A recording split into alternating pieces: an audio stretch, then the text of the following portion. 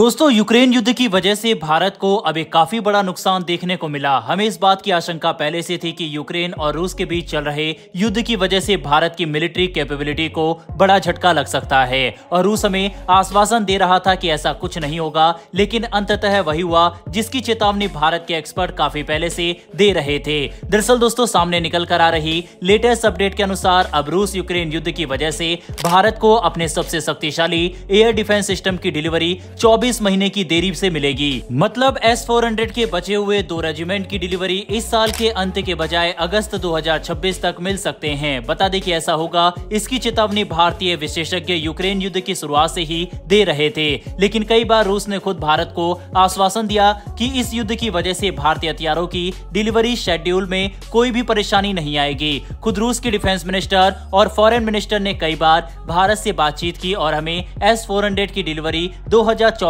के अंत तक करने का वादा किया था।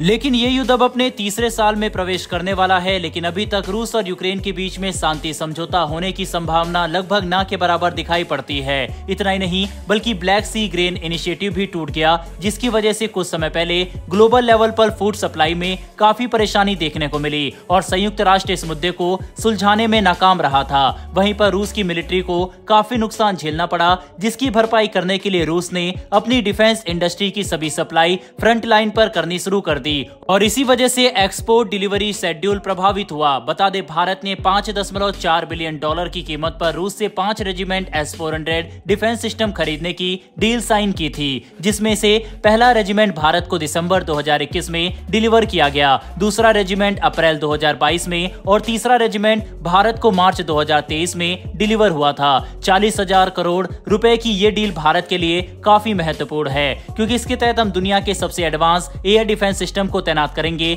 जिससे भारत का हवाई क्षेत्र एक अभेद किले में बदल जाएगा। बता दें कि अक्टूबर 2023 के लेटेस्ट डाटा के अनुसार भारत के पास 3 एक्टिव S-400 रेजिमेंट मौजूद है, जिन्हें हमने चीन और पाकिस्तान सीमा पर तैनात किया है। हर एक S-400 400 किलोमीटर की दूरी तक किसी भी तरह के हवाई खतरे को तबाह करने में सक्षम है। भारत ने 40,000 करोड़ रुपए की डील के तहत 5 S-400 रेजिमेंट और 6,000 मिसाइल खरीदने का फैसला किया था, जो भारत की सुरक्षा को सुनिश्चित करने में सबसे महत्वपूर्ण साबित होंगे। अच्छी बात तो यह है कि आखिरी के 2 रेजिमेंट हमें भले ही देर से मिलेंगे, लेकिन कम से कम 3 रेजिमेंट भारत के पास सक्रिय है। दोस्तों, ये आंकड़े भी काफी इंटरेस्टिंग है कि यूक्रेन युद्ध की शुरुआत के बाद रूस के डिफेंस एक्सपोर्ट में 50 से 60% की गिरावट देखी गई, जबकि भारत ने भी रूस से खरीदे जाने वाले हथियारों में 30 से लेकर 50% की कटौती की है। जहां भारत के पास रूस से कम हथियार खरीदने के पीछे आत्मनिर्भर भारत एक बड़ी वजह है, वहीं दूसरी तरफ रूस यूक्रेन युद्ध में परेशानी की वजह से एक्सपोर्ट नहीं कर पा रहा, जो रूस के लिए बड़ी दिक्कत बन चुका है। और अगर ऐसा ही भारतीय हथियारों की डिलीवरी देर होती रही तो इससे दोनों देशों के रिलेशन पर प्रभाव पड़ सकता है। बहरहाल, बढ़ते हमारी दूसरी खबर की तरफ। ये खबर पाकिस्तान को लेकर है, जो एक बार फिर से इंटरनेशनल मॉनेटरी फंड के दरवाजे पर भीख मांगने के लिए पहुंच चुका है। लेटेस्ट अपडेट के अनुसार IMF ने इस बात को कंफर्म किया है कि पाकिस्तान 24वीं बार एक बेल आउट पैकेज की तलाश में है और पाकिस्तान अब IMF से मदद की गुहार लगा रहा है।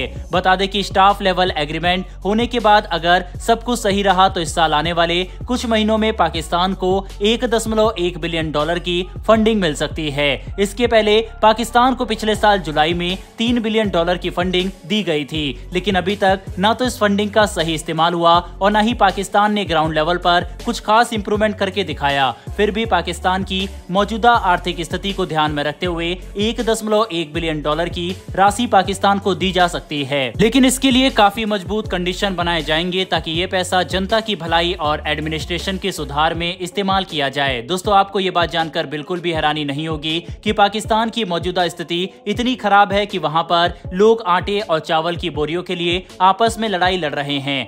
इतना ही नहीं, बल्कि पाकिस्तान में इन्फ्लेशन रेट इतना बढ़ चुका है कि एक गरीब परिवार के लिए 2 वक्त की रोटी भी बहुत मुश्किल है और इसी वजह से इस समय पाकिस्तान IMF के आगे गिड़गिड़ा रहा है। बहरहाल दोस्तों, इस वीडियो में इतना ही। इन्फॉर्मेशन और वीडियो पसंद आई हो तो वीडियो को लाइक करके हमारी आने वाली डेली ऐसी वीडियो के लिए चैनल को सब्सक्राइब कर बेल नोटिफिकेशन को जरूर दबा लें। फिर मिलेंगे ऐसी एक नई वीडियो के साथ। धन्यवाद। जय हिंद।